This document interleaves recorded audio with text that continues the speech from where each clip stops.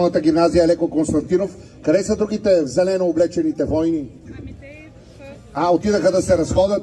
Те днеска много ми помагат и като гледам, тук са направили едно изложение на паници.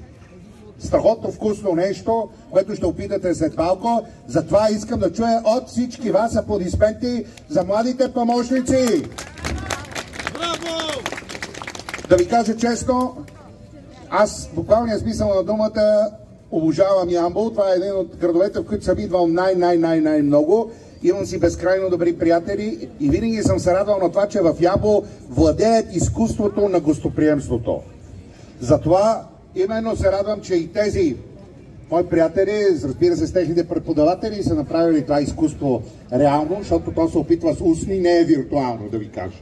Храната все още, дори изкуственият интелект не става виртуално.